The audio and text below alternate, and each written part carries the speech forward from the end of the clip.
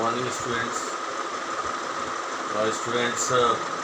As we know that we are going through chapter 3rd from the Hornbill, and the title of the chapter is Discovering Truth, the Saga Continues.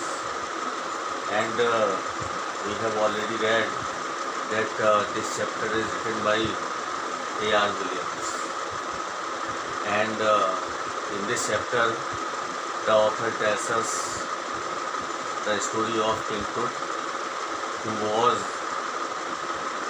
considered the last ruler of his dynasty in Egypt. Children, in the previous lectures we have read that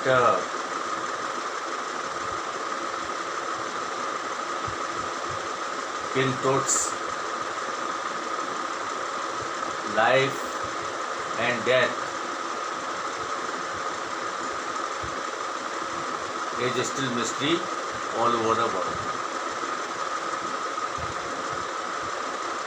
previous lectures में हम लोग पढ़ चुके हैं कि Egypt का जो राजा टट था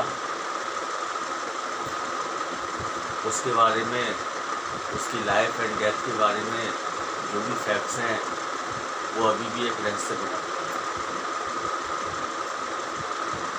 We have read that King Tut's demise was a great event. ये भी पढ़ चुके हैं कि राजा टुट की जो मृत्यु थी एक बड़ी घटना थी in the royal family of Egypt, as he was considered the last year of his dynasty. जैसा कि राजा टुट को अपने वंश का अंतिम उत्तराधिकारी माना जाता था और ये माना जाता था कि उसकी जो डेथ थी वो टीन एज में हुई। He was the last of his family line. He was the last heir successor of his family. हम पढ़ चुके हैं कि वो अपने परिवार का अंतिम उत्तराधिकारी था और जो particulars of his passing away and its aftermath are unclear. लेकिन जो उसकी मृत्यु के बारे में तथ्य हैं कि उसकी मृत्यु कैसे हुई और उसका क्या परिणाम निकला स्पष्ट नहीं। It is not yet clear, meaning thereby the facts about his life and death are still a mystery all over the world. Now children, we shall start the last para of page number 25. Now see the text of the chapter. Amenhotep III, Tut's father or grandfather, was a powerful pharaoh who ruled for almost 4 decades at the height of the 18th dynasty's golden age. अब देखिए, the author starts telling us about King Tut's father or grandfather. अब देखिए, राजा टुट के बारे में अधिक जानकारी देते हुए ऑथर ने हमें बताया है कि Amenhotep III, who was Tut's father or grandfather, जो कि राजा टुट का पिता या दादा था, who was Tut's father or grandfather, तो he was a powerful pharaoh. वो एक शक्तिशाली pharaoh था, वो एक शक्तिशाली राजा था. He was a powerful king during his time and who ruled for almost 4 decades at the height of the 18th dynasty's golden age. जिसने के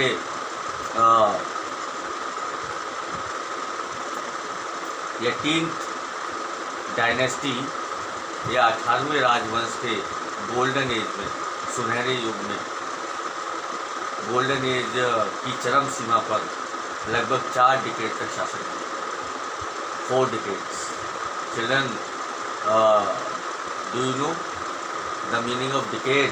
Decade means the period of 10 years.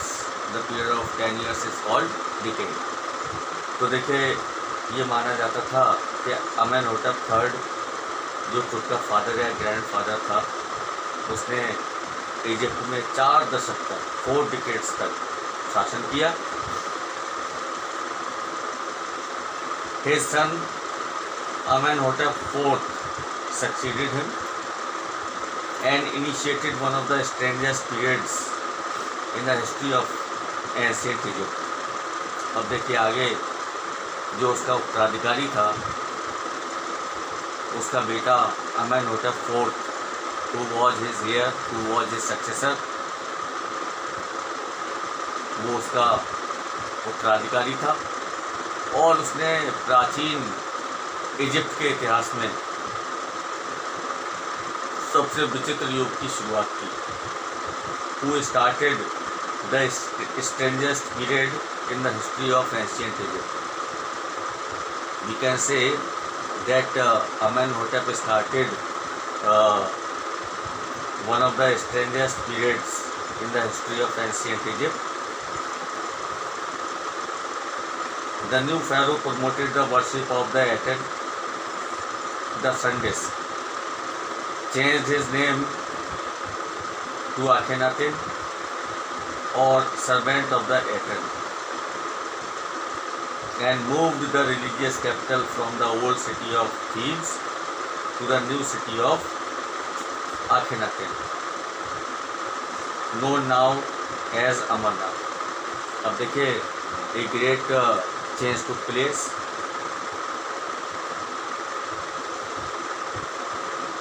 एक बड़ा परिवर्तन हुआ।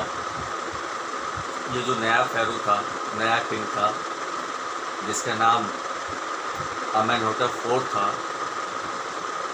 तो उसने सन डिस्क की पूजा को प्रमोट किया। He promoted the worship of sun disk. Sun disk की पूजा को उसने प्रमोट किया, सूर्य चक्र की पूजा को उसने प्रमोट किया और अपना नाम बदलकर अखेनाटेन या एटन का सेवक रखा। He changed his name to Akhenaten और सर्वेंट ऑफ द एटन या एटन के सेवक के रूप में अपना नाम रखा।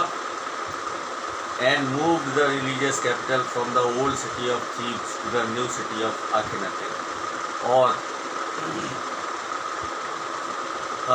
अपनी रिलीजियस कैपिटल, अपनी धार्मिक राजधानी थीब्स के पुराने शहर से हटाकर अखेनाटेन के नए शहर में ले गया।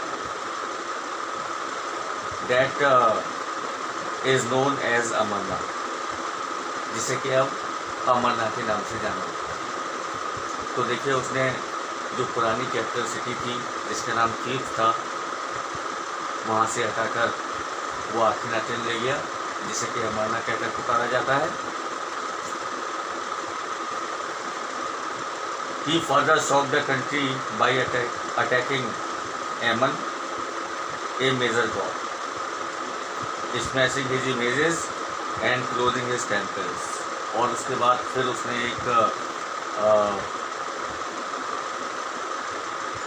चौंकाने वाला काम किया।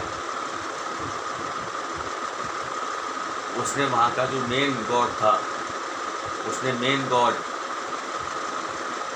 एमन पर आक्रमण किया। He attacked Ammon and smashing his images and broke the images of Ammon. और उसने एमन नामक गॉड की मूर्तियाँ तोड़ी और उसके मंदिर बंद कर दिए। और इससे पूरे देश में एक हलचल मच गई। It created a kind of turmoil in the country.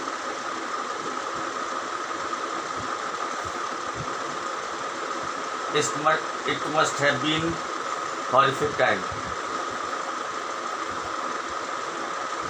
said Ray Johnson, director of the University of Chicago Research Center in Luxor, the site of ancient Thebes. अब देखिए, तो इस पर रे Johnson, who was the director of the University of Chicago Research Center in Luxor, इस पर रे Johnson कहते हैं, रे जॉनसन जो कि university of Chicago research centre that is located in Laksar, रे जॉनसन जो कि डायरेक्टर हैं, वो कहते हैं कि it must have been a horrific time, वास्तव में ये एक बड़ा भयानक समय रहा होगा।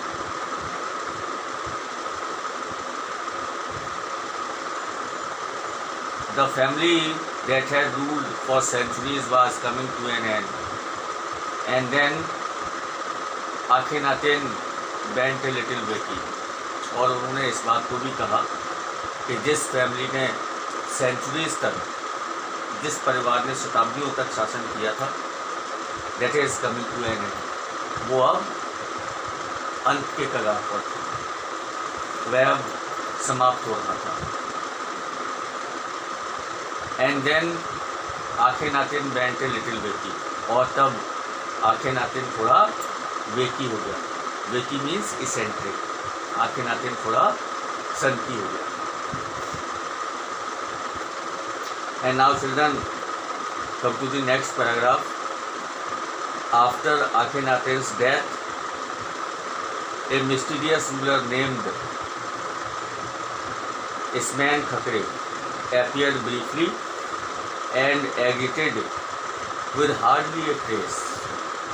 देखिए, after the death of Akhenaten, Akhenaten की मृत्यु के बाद a mysterious ruler whose name was Smenkhkare, एक रहस्यमयी रूलर आया, एक रहस्यमयी शासक आया जिसका नाम इसमैन खकरे था। तो वो थोड़े समय के लिए प्रकट हुआ। He appeared briefly, he appeared for a short period of time and exited with hardly a trace, और बिना कोई ट्रेस छोड़े गायब, and disappeared without leaving any kind of trace. And then a very young तुतनखातेन took the throne, और फिर author में बताते हैं कि तब एक छोटे तुतनखातेन ने गद्दी संभाली। Then a very young Tutankhamen took the throne, came and sat the throne. King Tut, as he is widely known today, and his name was King Tut, as he is widely known today all over the world. देखिए, तुतनखातेन्स name was King टुट। अब देखिए, इसमैन खकरे ruler के बाद Egypt के सिंहासन पर कोई बैठा तो तुतनखातेन था। Tutankhaten came and sat on the throne. His real name was King Tut as he is widely known today, जिसका कि वास्तविक नाम राजा टुट था, जिसे कि आज पूरे संसार में जाना जाता है। The boy king soon change his name to Tutankhamun, living image of Amun. और देखिए, उस बॉय ने, उस लड़के ने, उस बॉय किंग ने, उस लड़के राजा ने जल्दी ही अपना नाम बदलकर तुतनखामन रखा। तुतनखामन which means living image of एमन, एमन की जीवित मूर्ति। तो उसने भी अपना नाम चेंज करके तुतनखामन रखा, जिसका मतलब लिविंग इमेज ऑफ एमन होता है, एमन की जीवित मूर्ति होता है। And oversaw a restoration of the old ways, और उसने जो ओल्ड वेज थे, जो पुराने रिचुअल्स थे, जो पुराने तरीके थे तथा पुराने ढंग की पुनः स्थापना का निरीक्षण किया। He oversaw or he inspected a restoration of the old customs and rituals. He reigned for about 9 years. और author कहते हैं कि 9 वर्षों तक उसने शासन किया। And then died unexpectedly. और तब अचानक ही उसकी मृत्यु हुई। Meaning thereby the author want to tell us that King Tut ruled over Egypt for 9 years, and then all of a sudden he died, he passed away.